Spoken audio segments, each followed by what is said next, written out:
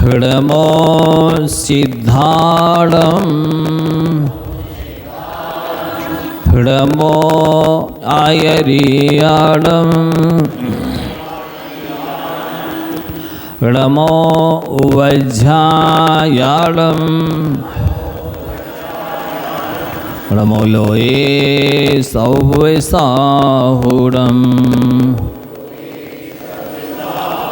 एषो पंचणमो यारो सवे पावपणासिडो मंगलाणं च सौवेस्यं परमं हवै मंगलम्।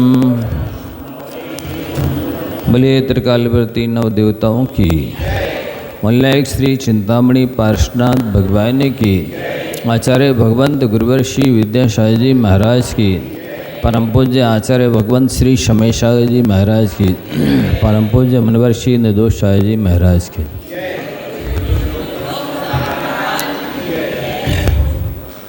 ओम महीनीय ग्रंथ आराध्य सूत्र की कल 4 सूत्रों पर चर्चा की थी। आज 5वां सूत्र अपन देख रहे हैं। 6वां, जिंदगी छोटी है जंजाल बड़े हैं। जिंदगी छोटी है, आत्म साधना सूत्र है ना। जंजाल बड़े हैं, जंजालों को छोटा करो, जिंदगी स्वयं सुखी और लंबी हो जाएगी। ये संसारी प्राणी दिनों दिन जंजालों को बढ़ाता चला जाता है। एक मकान से 2 मकान, 2 मकान से 4 मकान, एक दुकान से 2 दुकान, 2 दुकान से 4 दुकान, फिर मॉल, फिर कॉलोनी, फिर मार्केट, बढ़ाता चला जाता है और कहता है कि हमारे पास समय नहीं है, हमें बहुत टेंशन है, हमें बहुत चिंताएं हैं, हम बहुत व्यस्त हैं। तो ये व्यस्तता स्वयं बढ़ाता है। जैसे मकड़ी अपने मुंह से निकलने वाले तंतु से स्वयं ही जाल बनाती है और स्वयं ही उसमें फिर बैठ जाती है, यद्यपि उसके पास सामर्थ्य होती है कि वो चाहे तो उसमें से निकल सकती है, उसे तोड़ सकती है, लेकिन चूंकि स्वयं ने बनाया है इसलिए स्वयं से तोड़ा नहीं जाता है। सेम दशा संसारी प्राणी की भी है। ये स्वयं ही गृहस्थी का जाल पूरता है। संसार के जितने भी जाल हैं स्वयं पूरता है और फिर शक्ति तो है कि वो उसे छोड़ सकता है, लेकिन उसको बार बार विकल्प आता है कि देखो तो हमने खड़े होकर के पसीना गिरा करके बनाया है मकान दुकान, एक एक पैसा जोड़ा है, रातों रात सोई नहीं है, इतनी मेहनत की है हमने, कुछ भी नहीं था। मान लो कहीं बाहर से आकर किसी दूसरे नगर में बसा है तो कहेगा कुछ भी नहीं लाए थे हम, एक जोड़ी कपड़ा लाए थे, हमने ये सब जोड़ा है। अभी बार बार विकल्प आता है तो वो छोड़ सकता है, फिर भी छोड़ता नहीं है।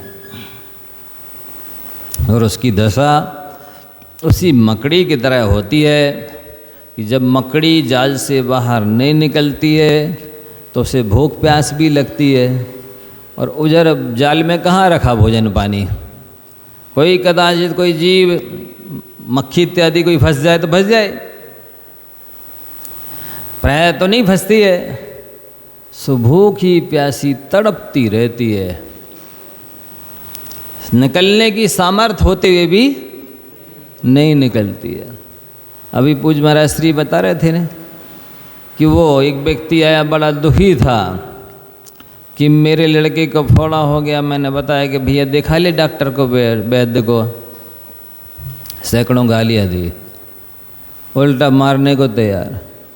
तो व्यसन करते हैं, नशा करते हैं, होश में रहते नहीं, कौन क्या कह रहा है, हमारे भले की कह रहा है कि बुरे की कह रहा है।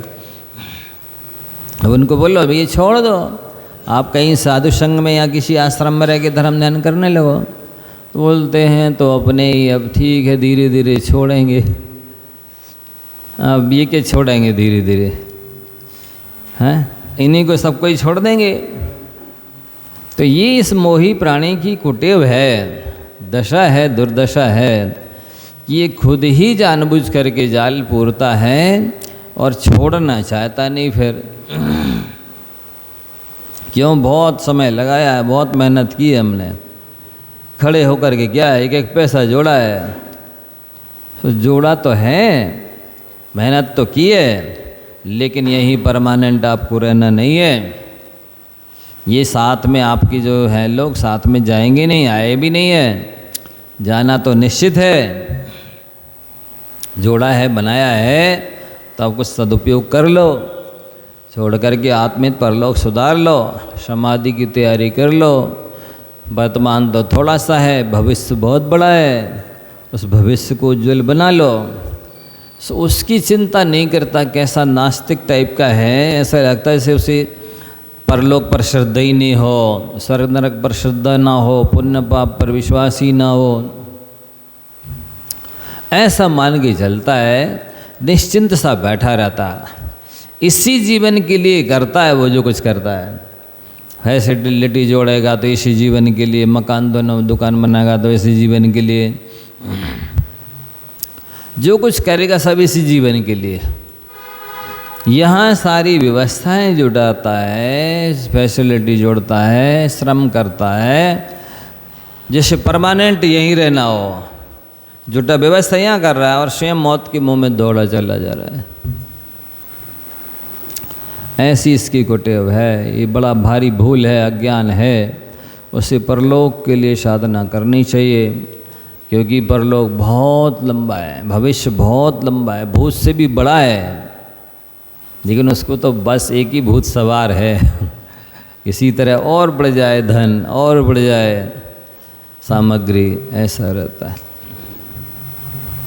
तो उसके हाथ में है, उसकी जिंदगी लंबी हो सकती है, सुखमय बन सकती है, बशर्ते कि वो जंजालों को कम कर ले।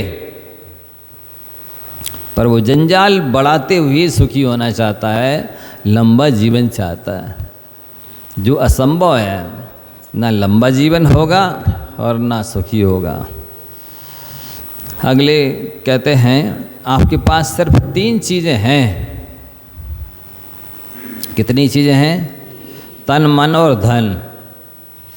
सो अतः आप तन को अपने बीवी बच्चों को दे देना, अर्थात शरीर को उनके सहयोग में कदाचित सेवा में लगा सकते हैं। और धन है सो कुटुंब के लिए को आवश्यकता हो सो कदाचित किंचित उन्हें भी दे सकते हैं, चल सकता है। किंतु मन को मत देना किसी को। मन तो मात्र परमात्मा के स्मरण में लगाना चाहिए। सो सबसे पहले मन लगाता वो विषय कषाय में है। अनादिकालीन संस्कार होने की वजह से वो उसमें रचता पचता है।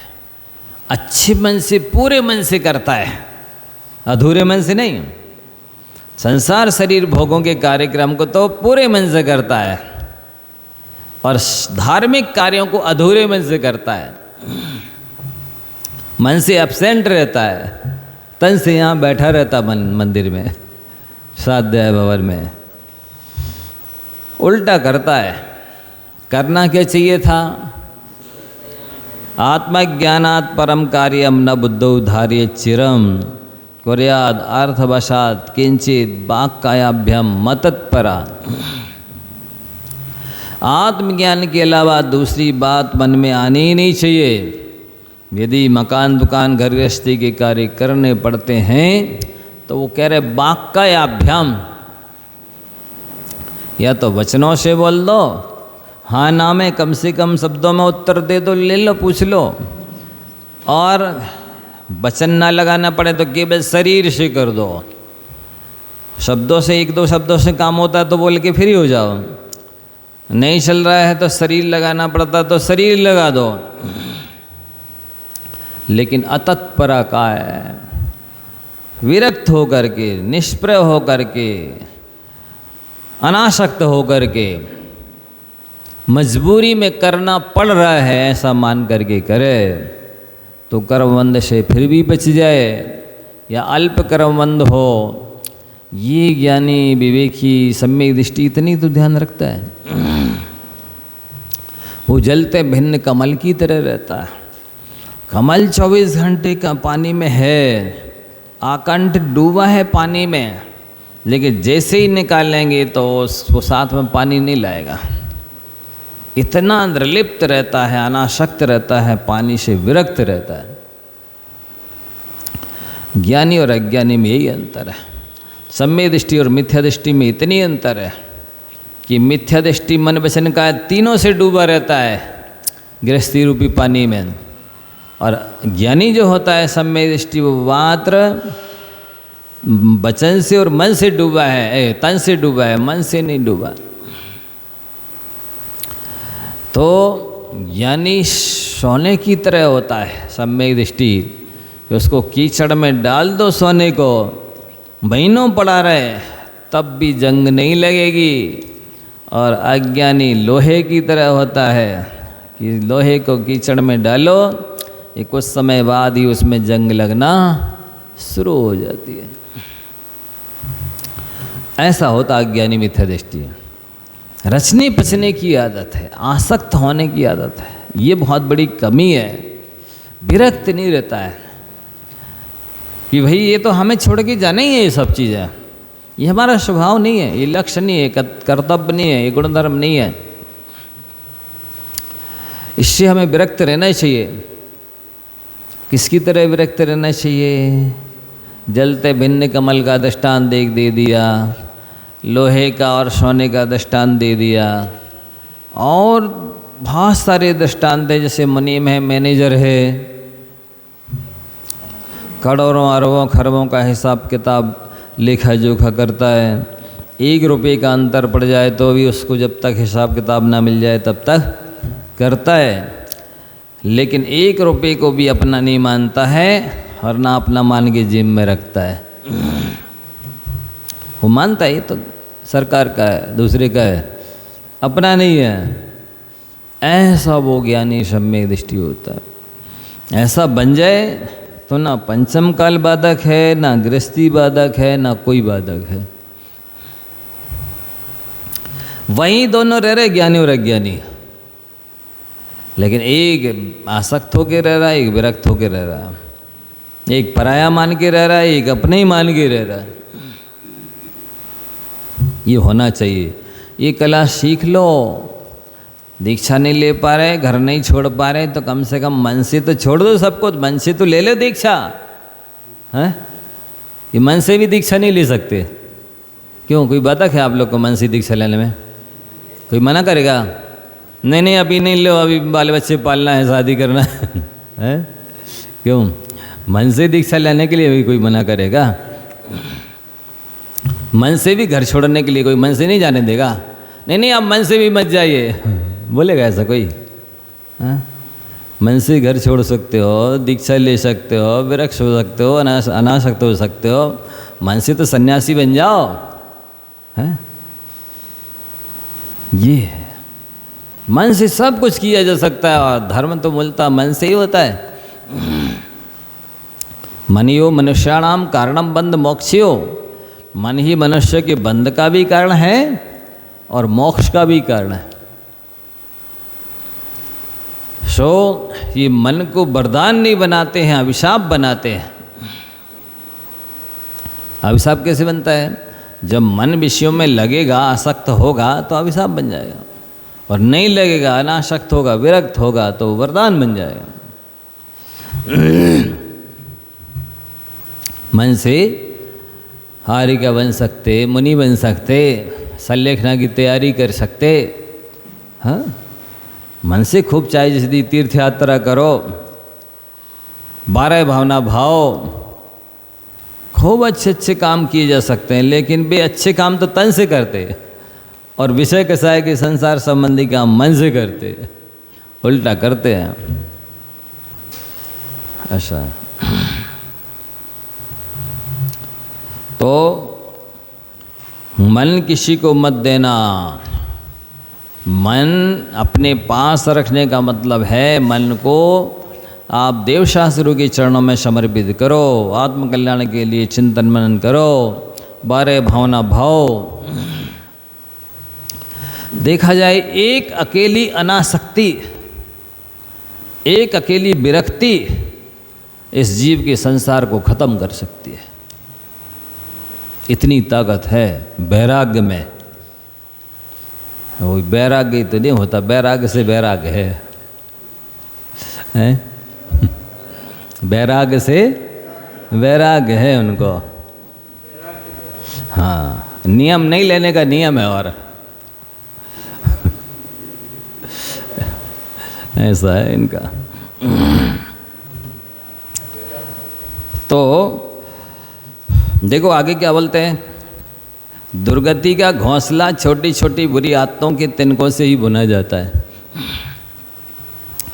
आदमी बड़ी गलतियां तो कम कर पाता है, कभी कर पाता है, छोटी छोटी गलतियां 24 घंटे करता रहता है। छोटी छोटी गलतियां सदैव जब कभी करता रहता है, और वो छोटी छोटी गलती रूपी तिनकों से ही दुर्गति का घोंसला तैयार हो जाता है। नहीं, आप खुद देखिए, साइकिल में कट तो कदाचित लगता है, एकदम कट जाए पूरा ट्यूब और एकदम साथ हवा निकल जाए, लेकिन पंचर छोटे छोटे कांटे चाहे जब चाहे जहाँ लग जाते हैं।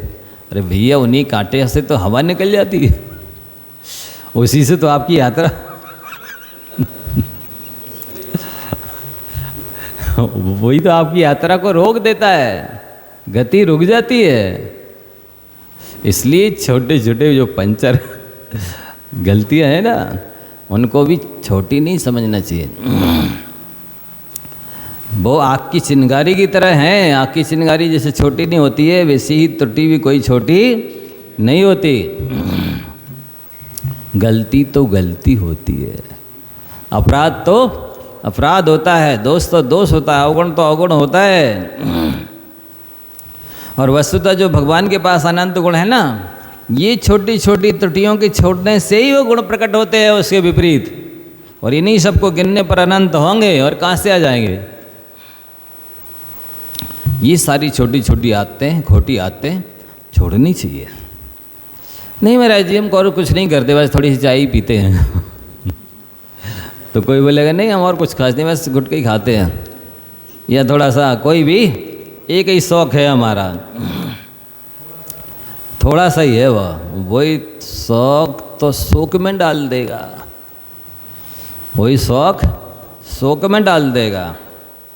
जिस दिन आपकी शौक पूरी नहीं होगी, उस दिन शोक करना ही है, पक्का है। क्योंकि आदत जो पड़ी ना, व्यसन का रूप ले लेती है वो।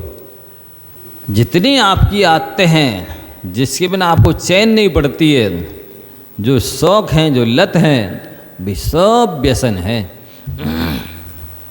उतने प्रकार के असंयम हैं, उतने प्रकार के पाप हैं, प्रमाद हैं, उन सबको छोड़ना चाहिए।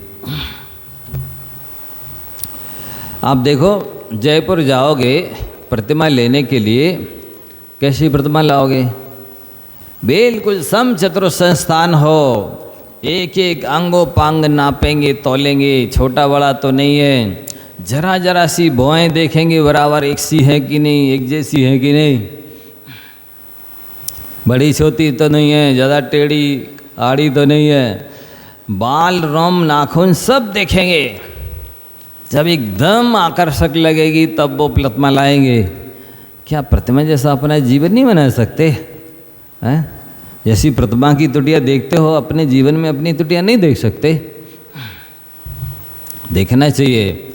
यही संयम है, यही साधना है, यही विवेक है। यही सारी त्रुटियाँ निकल करके वो गुणों का रूप ले लेते और आप गुणवान नाम पा जाते हैं। ऐसा है। आचार्य महाराज के जीवन में देखो, बिल्कुल उन्होंने काफ़ी साधना की है, त्रुटियों को दूसरों से देख करके, सुन करके, पढ़ करके, जैसे भी अनुभव किया उसको निकलते निकलते अपने जीवन को परिष्कृत बनाया था। तो अपन सबको भी इसी तरह से अपना जीवन परिष्कृत बनाना चाहिए, प्रतिमा की तरह शुद्ध साफ बनाना चाहिए। कोई भी ऐसी आदत ना हो जिसके बिना चले ना। यदि आप हर परिस्थिति में रह लेते हैं, खुश रह लेते हैं, तो आपकी साधना अच्छी है। जो भी है जैसा भी है ठीक है, प्राप्त ही पर्याप्त है। ये सारी स्थितियाँ यदि आपके जीवन में आती हैं तो बहुत अच्छा है। और ऐसी कब बनेगी परिस्थिति? जब आपके पास हर चीज़ उपलब्ध हो और फिर भी आप स्वेच्छा से 2-4-5 दिन के लिए छोड़ें कि आपके पास रोज़ मीठा नमकीन की व्यवस्था है, सामने वाला प्रेम से जैसे मुनि महाराज के उन्होंने भक्ति से देते, फिर भी नहीं लेते। ऐसे आप ना लें, नहीं हमारा त्याग है, 3 दिन के लिए 5 दिन के लिए हम नहीं खाएंगे। जब बुद्धिपूर्वक छोड़ेंगे तो कभी फिर नहीं मिलेगा, तो भी आपको कोई विकल्प नहीं होगा कि ठीक है कोई बात नहीं, चलता है। और बुद्धिपूर्वक नहीं छोड़ेंगे तो एक न एक दिन तो ऐसी स्थिति बननी है। 30 दिन व्यवस्था नहीं, 29 दिन बनेगी, एक दिन नहीं बनेगी। और चलो मान लिया साल में 364 दिन व्यवस्था बनेगी, एक दिन तो नहीं बनेगी, ये पक्का है। सामने वाला खिलाना चाहता है, आप खाना चाह रहे हैं, लेकिन अंतराय बीच में कोई ऐसा आएगा कि वो खिला नहीं पाएगा, आप खा नहीं पाएंगे, और एक ही दिन नहीं मिलेगा। उतनी में आप इतने आकुल व्याकुल हो जाएंगे, बेचैन हो जाएंगे, वो 364 का दिन का सुख मिट्टी में मिल जाएगा। और आप इतना संश्लेष कर लेंगे, इतना कर्म बांध लेंगे, इसको भोगने के लिए हो सकता अनंत भाव धारण करना पड़े। इसलिए हर चीज़, हर फैसिलिटी, हर भोग की सामग्री उसको बुद्धिपूर्वक छोड़िए।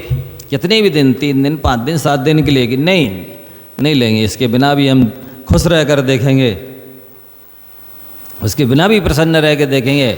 जैसा इस व्यवस्था में हम आनंदित होते हैं, हम इस व्यवस्था के बिना भी आनंदित होकर दिखाएंगे, रह के देखेंगे। जब मैं हूँ अपने में स्वयं पूर्ण, तो देखूँ तो एक आध दिन कि मेरे में अपने में पूर्णता है कि नहीं, इसके बिना भी मैं खुश रह सकता हूँ, प्रसन्न रह सकता हूँ। तो उससे आत्मविश्वास बढ़ता है। क्या होता है त्याग तप करने से? आत्मविश्वास बढ़ता है, मनोबल बढ़ता है, आत्मा की शक्तियाँ प्रस्फुटित होती हैं, प्रकट होती हैं। नहीं, बाकी है जैसे जैसे आप राग द्वेष छोड़ते चले जाएंगे, आत्मा के अंदर अनंत रिद्धियाँ, सिद्धियाँ, शक्तियाँ हैं, गुण हैं, वे सब विकसित होंगे, उभार को प्राप्त होंगे। और आप जितना ज़्यादा असंयम करेंगे, वे रिद्धियाँ, सिद्धियाँ, शक्तियाँ सब मिट्टी पलीत होती चली जाएंगी, दब जाएंगी, ढक जाएंगी, आच्छादित हो जाएंगी। माने जैसे पानी को यदि आप आग पर रख देंगे, खौल जाएगा। पानी का स्वभाव शीतल है, हाथ डाल के देखिए किधर है, कहाँ है, अग्नि की तरह जला के रख देगा। क्यों? क्योंकि अब वो विभाव दशा को प्राप्त हो गया है, उसने अग्नि की संगति कर ली है, अब वो अग्नि जैसा काम करेगा। नहीं, जल का स्वभाव तो शीतल है, हमने पढ़ा है, शीतल है, लेकिन जब ये विभाव निकले तब शीतल है। अग्नि रूपी विभाव स्वभाव निकले तो वो अपने स्वभाव में आ जाएगा, तो वो अपना स्वभाव दिखाएगा, फिर आपको ठंडक पहुंचाएगा। अभी तो उसने अग्नि की संगति की है, तो उसमें भी अग्नि का नेचर आ गया है, वो अग्नि जैसे ही जलाएगा। ऐसी आत्मा की दशा हो गई है, इसने विभावों की संगति कर ली है, तो वो विभाव रूपी परिणमन कर गया। कहाँ अनंत ज्ञान दर्शन बल सुख इस आत्मा के अंदर है? कहाँ है? देखा ना, कहाँ है? आनंद चतुष्टय के धनी तुम ही नहीं हो भगवान, हम भी हैं। कहाँ है आपके? हैं? ये कई लोग एकांतवादी लोग कहने लगे, हे भगवान, जो आपका अतीत था वो मेरा वर्तमान है, और जो आपका भविष्य होगा वो मेरा, जो आपका वर्तमान है ना वो मेरा भविष्य होगा। कहना और करने में बहुत अंतर होता है। करके तो दिखाइए, कहाँ है वो स्वभाव अनंत चतुष्टय, कहाँ है वो नव केवल लब्धि रमा धरंत? है तो सभी आत्माओं में, लेकिन इतने विभाव, इतने विकार, इतने विषय कषाय, इतने अवगुण, ये जो छोटी छोटी त्रुटियां हैं, इन सभी ने ही आच्छादित कर रखा आत्मा के गुणों को। एक ने नहीं, किसी एक कर्म का हाथ नहीं, अकेले मोहिनी कर्म तो है ही, उसकी हेल्प पर सहयोगी साथी, उसकी सेना और भी है। उन सब ने आपके अनंत गुणों को बिल्कुल काव्य पुब्बादिशय पुग्गल दब्ब शीर्षि शक्ति केवल नाट सहावो जीवस्य विनाश तो जाई। जीव में यदि अनंत शक्ति है तो आचार्य कार्तिकेय महाराज जी क्या कहते, कार्तिकेय अनुप्रेक्षा में, काव्य पुब्बादिशय, कोई पुद्गल की भी अपूर्व शक्ति है, मानना ही पड़ेगा, जिसने जीव के केवल ज्ञान स्वभाव को ही नष्ट कर दिया। नष्ट हो गया तो फिर कहाँ से आ जाएगा? जैसे पानी में से अग्नि निकलती चली जाएगी तो शीतलता बाहर से नहीं आएगी, उसी में से प्रकट होगी। इसी प्रकार से इस आत्मा के जैसे विभाव विकार निकलते चले जाएंगे, इसी आत्मा में से अनंत ज्ञान निकलेगा, अनंत गुण निकलेंगे। भले आज नहीं दिख रहे, नहीं दिखेंगे, दूध में हाथ डाल के देखिए कहाँ है घी, कहाँ है? कह तो रहे सब लोग है, इसमें रहता है घी, कहाँ है? ऐसे ही नहीं, हाथों से नहीं दिख, हाथों में आएगा ना आंखों से दिखेगा, पीने पर भी घी का स्वाद नहीं आएगा। और दूध के पीने पर घी जैसा पौष्टिकता प्राप्त नहीं होगी। घी का लाभ घी के खाने पर होगा, दूध का लाभ दूध के खाने पर होगा। भले दूध में से ही घी निकलता है, लेकिन वो प्रोसेस प्रक्रिया अपनाने के बाद जब घी बन जाएगा, उसका उपयोग करेंगे तो वो लाभ होगा। नहीं अब कौन निकाले घी, चलो ये दूध ही डाल लेते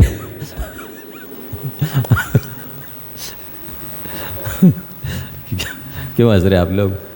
घी डालते ना, गाय का घी बोलते, आंखों के लिए ठीक रहता, दूध डाल लो, क्या फर्क पड़ता है? नहीं और धुंधली हो जाएंगे,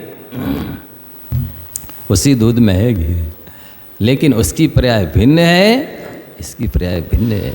ऐसे आपको समझना है कि दूध में घी सबसे पौष्टिक चीज है, लेकिन उसको पाने के लिए आपको प्रोसेस प्रक्रिया अपनानी होगी, समय श्रम बुद्धि सब लगानी होगी। हाँ, घी से तो दूध से घी निकल आता है, नहीं, घी दूध में रम रहा, व्यापक सभी ठोर, दादू बकता बहुत है, मथ काढ़े ते और। दूध में घी है, दुनिया कह देगी, कहना सरल है, लेकिन दूध में से घी निकालने वाले बिरले होते हैं। ऐसे ही शरीर के अंदर आत्मा है, आत्मा और शरीर भिन्न भिन्न है, कहने वाले बहुत हैं। शब्दों का भेद विज्ञान होना अलग चीज़ है, शरीर अलग है, आत्मा अलग है। और भावात्मक भेद विज्ञान, उन सकौशल सुकमाल मुनि राजा को देखो, उनके पास था भावात्मक भेद विज्ञान। ये शारनिक शेरनी खा रही है, अब ये देखो समता में लीन है, ये सच्चा भेद विज्ञान है।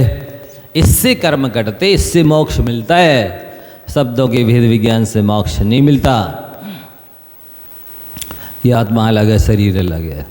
जब परिस्थिति आए, शरीर के साथ कोई प्रतिकूल परिस्थिति घटे, तब चिंतन में लीन होगी, शरीर अलग है, आत्मा अलग है। मेरी आत्मा को रोग नहीं होते हैं, नामे मृत्यु को तो भीति, नामे व्याधि को तो व्यथा, न हम बालो न वृद्धो हम, न युवई तानी पुद्गले। नामे मृत्यु, मेरी मौत हो नहीं सकती, भय किस बात का? नामे मृत्यु को तो भीति, ऐसा भेद विज्ञान होना चाहिए। जिस समय शरीर में कोई रोग शोक आए, उस समय नामे मृत्यु को तो भीति, मेरी मौत नहीं हो सकती, मैं क्यों डरूं? नामे व्याधि को तो व्यथा, जब आत्मा को कोई रोग होता ही नहीं है, फिर दुखी होने की क्या बात है? कैसा, मुझे व्यथा हो नहीं सकती, ये हो रही है, ये वेदन कर रहा है, तो ये मोहिनी कर्म है। वेदन सब वेदन अनुभव करने वाला कौन है? इस रोग का वेलकम कौन कर रहा है, स्वागत? मोहिनी कर्म कर रहा है। नामे व्याधि को तो व्यथा, ना हम बालो, मैं बालक नहीं हूँ, न वृद्धो हम, वृद्धावस्था आ जाए तब भी इस तरह चिंतन चले, नहीं ये शरीर बूढ़ा हुआ है, मेरी आत्मा बूढ़ी और जवान नहीं होती है, मैं तो बिल्कुल जैसा था वैसे ही हूँ, वैसे ही रहूँगा। ये चिंतन मनन हो उस समय जिस समय आवश्यकता है तो सच्चा वेद विज्ञान है। गद्दी पर बैठ करके बोलना वो अलग चीज़ है कि आत्मा अलग है, शरीर अलग है। और जब शरीर के ऊपर बीते ये सारी चीज़ें, उपसर्ग आए, परिचय आए, भूख प्यास लगे, तब सोचो कि मेरी आत्मा खाती नहीं है, मेरी आत्मा पीती नहीं है। भूख लगी जब खा लिया, प्यास लगी तब पी लिया, और फिर गद्दी बैठ के बोलते कि मेरी आत्मा खाती पीती नहीं है। जब मिले ना भोजन पानी और क्षमता रखो कि नहीं मेरी आत्मा का स्वभाव खाना पीना नहीं, तब ये सच्चा वेद विज्ञान है, प्रैक्टिकली वेद विज्ञान है। इससे कर्मों की निजरा होती है, इससे आत्मा को लाभ होता है। जिसमें कोई तकलीफ ही नहीं है, उस समय क्या होगा? उस समय तो भावना मात्र भाई जा सकती है, और सच्चा प्रैक्टिकल तो प्रसंग आने पर होता है। जब शरीर के लिए कुछ ऐसी प्रतिकूल परिस्थिति बन जाए कि जिसे आप पसंद नहीं करते हैं, देखना नहीं चाहते हैं, और वैसा रोग हो जाए, कुछ हो जाए, फिर सोचे नहीं नहीं ये जो भी दशा दुर्दशा हो रही है पुद्गल की हो रही है, मेरी आत्मा की नहीं हो सकती है, और ये स्थायी रहने वाला है ही नहीं, ये पर्याय है, पर्याय क्षणिक होती है, नाशवान है। और फिर प्रसन्न रहो, बिल्कुल जैसे अनुकूलता में रहते हैं आनंदित वैसे रहो, तो ही आपका वेद विज्ञानी वैराग्य वास्तविक है।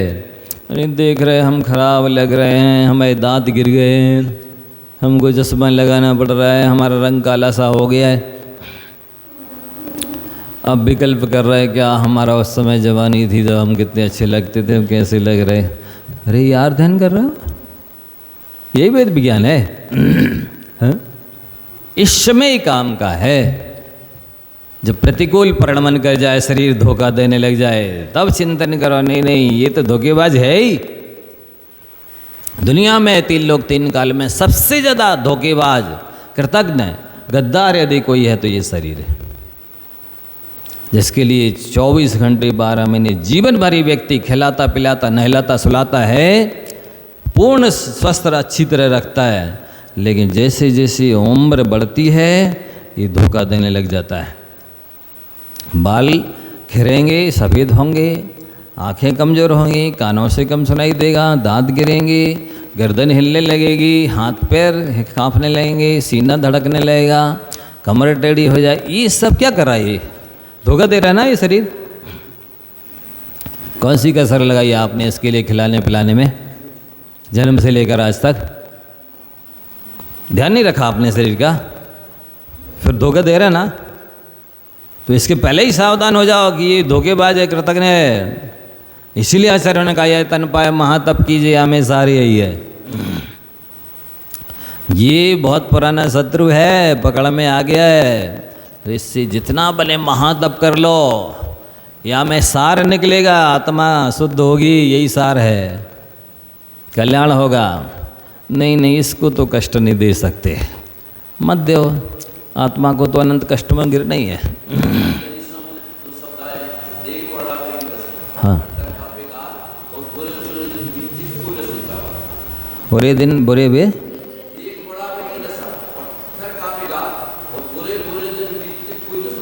कोई नहीं बीता, कोई सुनने वाला नहीं है जब शरीर ही नहीं सुन रहा, दूसरा कौन सुनेगा? हैं? नहीं, जब ये नाड़ी साथ नहीं दे रही तो नारी साथ कैसे देगी? हैं? बताइए, नहीं देगी, पक्का है। हाँ, दांत साथ नहीं दे रहे, आंत साथ नहीं दे रहे, जिनको जीवन भर खिलाया पिलाया सब पुष्ट रखा, और दूसरा साथ कैसे देगा? अरे सुनो, बहुत गंभीर बात है।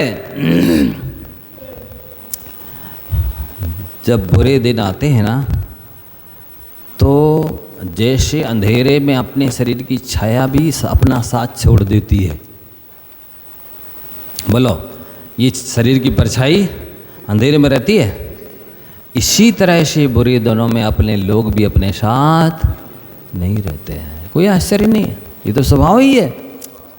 हाँ, जल से गलता रवि से जलता, कमल जगह छुट जाने से, मित्र अरी हो जाए जगत में अशुभ कर्म के आने से।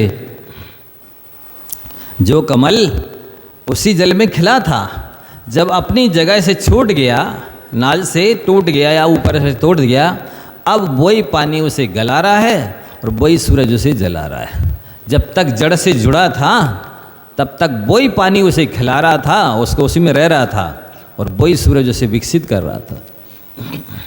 ये स्थिति होती है। तो जो पत्ता वृक्ष में सबसे ऊपर हवा में लहराता है, जैसे ही पुण्य समाप्त होता है धराशायी हो जाता है। यही दशा हर जीव की, हर प्राणी की होती है। अच्छे दिनों में अच्छे भविष्य को बनाने की तैयारी कर लेना ही बुद्धिमानी है। अच्छे दिन तो अच्छे दिन पाछे गए, प्रभु से गुरु से किया ना हेत, और अब पछताए होत का जब चिड़िया चुग गई खेत। जब वृद्धावस्था आ गई, बीमारी आ गई, प्रतिकूल परिस्थिति सामने आके खड़ी हो गई, अब पछता रहे, अरे कुछ कर ही नहीं पाए, उस समय कर ले तो अच्छा रहता। अब उन दिनों को याद करने से क्या होता? ये संसारी प्राणी का नेचर है कि दुख में सुमरन सब करें, सुख में करे ना कोई। और जो सुख में सुमरन करे तो दुख काहे होए। सुख के दिनों में तो मस्ती सूझती है, एंजॉय करेंगे, ऐसो आराम करेंगे, ऐसा बोलता है। ये तो खाने पीने के दिन है। हाँ बेटा खा लो पी लो। ये अभी खेलने खाने के दिन है। छोटी उम्र में किसी को त्याग व्रत दो, नहीं महाराज जी इसको नहीं दो अभी, ये तो खाने पीने के दिन है इसको बाहर जाना। आपको किधर जाना? और है?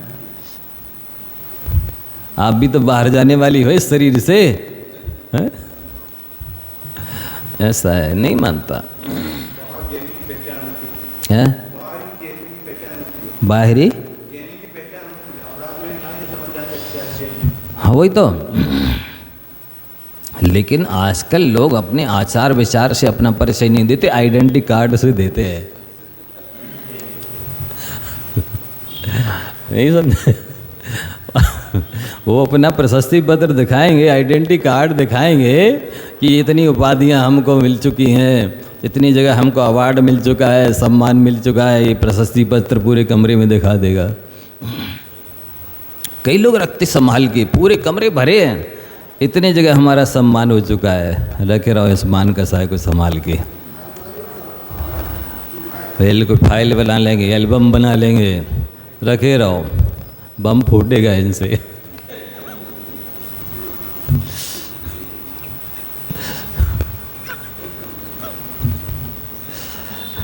नहीं, ये सारी कसाएं हैं। अंत में क्या होगा इससे? जब ये सब छूटेगी ना, बहुत वेदना होगी। तो क्या करना चाहिए अपन को? जब तक अच्छे दिन हैं, जब लो न रोग जरा गहे, तब लो झटिति निज हित करो। रोग नहीं आया, वृद्धावस्था नहीं आई है, तब तक शीघ्र अपना आत्महित कर लो। यही बुद्धिमानी है। उस समय सोचता है नहीं कि हम यात्रा करने जाएंगे, वहाँ कुएं का पानी नहीं मिलेगा। क्या बोलेगा? नहीं बीमार हो गए तो फिर शुद्धि की दवाई मिलेंगी कि नहीं, क्या होगा? ये बहुत लंबा चौड़ा सोचता है। ये नहीं सोचता है कि हमारी विशुद्धि से वैसे अशुभ कर्म सारे भी नहीं फल दिए नष्ट हो जाना है। अब वे कर्म उदय में आएंगे कहाँ से? आएंगे तो देखा जाएगा। पुण्य का उदय होगा तो व्यवस्था बन जाएगी, नहीं होगा तो बनी बनाई बिगड़ जाएगी। ये पुण्य पाप पर विश्वास कर ले तो इतना सोचने की जरूरत ही नहीं है। सोचता नहीं है ये सब कि मैं अपनी विशुद्धि से सारे अपने अशुभ कर्मों को नष्ट कर दूंगा, मैं अपने तप त्याग से उन अशुभ कर्मों को उदय में आने ही नहीं दूंगा, तो फिर व्यवस्था की जरूरत ही नहीं पड़ेगी। ये इसलिए लिखा है जब लो न रोग जरा गहे, तब लो झटिति निज हित करो। ये आ नहीं पाए हैं उसके पहले आप व्रत नियम संयम त्याग तक कर लो, जिससे वो पिछले बंधे हुए कर्म हैं वो बिना फल दिए ही चले जाएं। तो पहले ही से सोच रहा है कि ये ऐसी समस्या बन गई, तो इसका मतलब ये है कि आपकी विशुद्धि है ही नहीं। तब त्याग के लिए जो विशुद्धि चाहिए है वो है ही नहीं आपके पास, तो वो तो कर्मोदय में आएंगे। जितना आलस करेंगे, प्रमाद करेंगे, उतनी ज़्यादा असाता बंधने वाली है। असाता वेदनी का बंध छठे गुणे स्थान तक होता है, क्योंकि प्रमाद यहीं तक है। अप्रमत्त हो जाओ आप, अपने कार्य के प्रति कर्तव्यशील बन जाओ, ईमानदारी से कर्तव्य करने लगो, असाता अपने आप चली जाएगी, शाता बंधेगी। बेईमानी करते हैं तो और अशाता बंधती है, दिखावा करते हैं तो और अशाता बंधती है। ये समझते नहीं है। तो अपन को अपनी मन को संभाल के रखना है। मन केवल देवशास्त्रों के ही चिंतन में लगे, विषय कषाय में आसक्त ना हो, तो अपनी जीत है। आपकी जीत कब है? जब आपका मन संसार शरीर भोगों में नहीं लगे, देवशास्त्र गुरु में लगे। तीन ही चीज़ें छोड़ना है, राग द्वेष मोह, और 3 लोग के नाथ बन जाना है। 3 चीज़ें छोड़ो, राग द्वेष मोह, और 3 लोग के नाथ बन जाओ। ऐसा है। अपन को मन को कहाँ लगाना है? देवशास्त्र गुरु में लगाना है, विषय कषाय से बचाना। फिर दूसरों के दोषों पर ध्यान देने से स्वयं का मन गंदा होता है। हो गए 5। 5वां वाला फिर से, गृहस्थ के द्वारा मरण पर्यंत जो पाप संचित किए जाते हैं, उन सब पापों को एक रात्रि का दीक्षा साधु नियम से भस्म कर देता। मतलब जिस समय दीक्षा लेते हैं इतनी विशुद्धि होती है, परिणामों की निर्मलता, ये उस भले 1 कोटि वर्ष पूर्व की आयु क्यों ना रही हो, और उसमें उस असंयम से जीवन बिताया हो, बहुत सारे आराम परिग्रह हुए हों, पाप हुए हों, तो भी दीक्षा लेते ही वे सब नष्ट हो जाते हैं। अरे ये तो छोटी सी बात है, जब करोड़ों करोड़ों के जन्म के पाप नष्ट हो जाते हैं, सामायिक बलादियोगी क्षणार्धेन शपेच्यत कर्मजालम महत्तन्ना तपसा वर्ष कोटि भी, ऐसा लिखा है। ये साधु बनने के बाद क्षण भर के लिए सर्वशाबद्ध का त्याग करके आत्मा में लीन हुए, कि करोड़ों भवों के कर्म नष्ट हो जाते एक क्षण में। ऐसी सामर्थ्य है इस साधु अवस्था में। सर्वशाबद्ध का त्याग करो तो आत्मा परमात्मा का ध्यान फिर देखो। मूल चीज है, जैसे तपाह कर्म है, साबद्ध का त्याग करके स्वाध्याय करो तो तपाह कर्म कहलाएगा। पाप योग का त्याग करो तो तपाह कर्म कहलाएगा। इसी पाप योग का त्याग करके तीर्थ सम्मित सागर की वंदना करो, फिर उसका फल देखो। और खाते पीते जा रहे हैं, चप्पले जूते पहन करके सम्मित सागर की वंदना कर रहे हैं, अंदर तो पड़ेगा। जितना संयम के साथ आप धार्मिक अनुष्ठान करेंगे, पापों का त्याग करके, साबद्ध का त्याग करके, कोई भी पूजा हो, स्वाध्याय हो, कोई भी अनुष्ठान करेंगे, उसका अनंत गुना ज़्यादा फल होगा विशुद्धि के साथ। इसी तरह आप लोग अभी भी जितनी देर के लिए मंदिर जी में बैठे हैं, स्वाध्याय सुन रहे हैं, उतनी देर के लिए सारे साबद्ध का, सारे पापों का, संकल्प विकल्पों का त्याग करके बैठना चाहिए। तो इससे ही और अनंत गुणी विशुद्धि बढ़ जाएगी, और नजरा बढ़ जाएगी, और पुण्य ज़्यादा बंद होगा। बैठे हैं, जैसी घंटी बजी, अब वो चाहे मेहतर का फोन आया हो, ये देश न छोड़ के चले जाएंगे भी मंदिर के बाहर। ये हाल है। यहाँ गुरु पर प्रभु को छोड़ के उस मेहतर से बात करने चल दिए भी, ना कायसर किया ना कुछ किया। ऐसे सुन रहे आप कि जरा सा किसी ने कहा, अरे आपको वो याद कर है, वही चलते बने, ना कायसर किया ना कोई ध्यान रखा कि नहीं हम तो पूरा सुन के जाएंगे। ऐसी दृढ़ता हो धनंजय सेठ की तरह कि नहीं हम तो पूरी पूजन करके ही जाएंगे। बच्चे को सांप ने काट दिया तो काट दिया, तो बाद में देख लेंगे। लेकिन सेठानी को तो आकुलता व्याकुलता हो रही कि ये कहीं तो लड़का है, पहले इसका इलाज करा लेते, फिर पूजा कर लेते, भगवान को न भग रहे थे। ये है। नहीं, हम करके जाएंगे आवश्यक, हमने शुरू कर दिया है, अब इसको पूरा करके ही दूसरा हम देखेंगे काम। ये दृढ़ता होनी चाहिए। चिरंजा बाई जी शिखर जी के लिए यात्रा करने गई,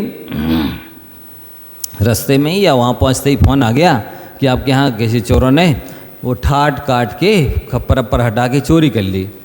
उन्होंने कहा अब कर तो ली है हम सब में शिखर की यात्रा क्यों छोड़ें, अब यात्रा ही करके जाएंगे। अब कर ली तो क्या, अब तो सुनते ही भागे। वो आए लेकिन वो कुछ नहीं ले जा पाए थे, कुछ मिला ही नहीं उन्हें। है हो गई, अब और रुक गई वहाँ पर, अब तो वंदना करके अच्छे से जाएंगे। तो ये होना चाहिए। नहीं नहीं सुनिए और तुरंत बिलिंग यात्रा करे लौटे आओ, ये कोई विवेक है? ये है परीक्षा की घड़ी कि हम करने चले कोई धार्मिक अनुष्ठान या व्रत नियम संयम, और उसी समय कोई परीक्षा होने लगी है। भाई होने दो, हम दृढ़ रहेंगे। हैं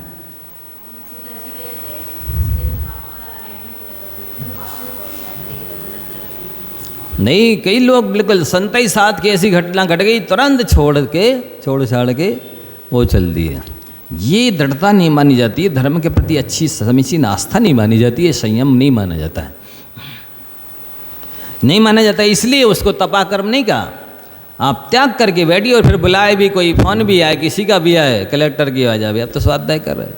कुछ ग्रस्त होते हैं बे, या तो मंदिर लाएंगे ही नहीं फोन, और लाए भी तो स्विच ऑफ करके रखेंगे, या किसी की घंटी बजते रहे, वो अपना आवश्यक करेंगे पूरा, इसकी बात ही सुनेंगे। ऐसी दृढ़ता होनी चाहिए। कोई भी बुलाए, कितनी आवश्यक काम आ जाए, नहीं अभी तो स्वाध्याय चल रहा है, पूजन चल रही है, जाप चल रही है, अब नहीं आएंगे हम। होना होगा जो हो जाएगा। अरे हम धार्मिक अनुष्ठान कर रहे हैं तो और अच्छा होगा जो होने वाला है, कई गुना ज़्यादा लाभ करके जाएगा, दे के जाएगा।